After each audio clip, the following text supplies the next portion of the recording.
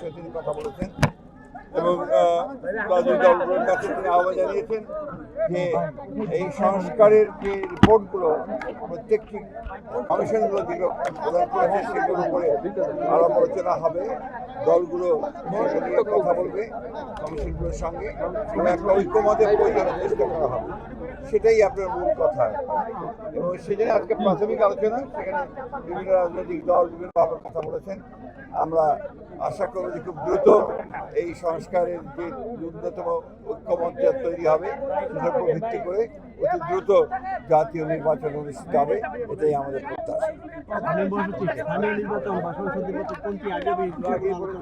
আমাদের কথা খুব পরিষ্কার করেছি ভাই, আমাদের কথা হচ্ছে যে আমরা বলেছি যে জাতীয় সংসদ নির্বাচন সবার আগে হতে হবে, তারপরে আপনার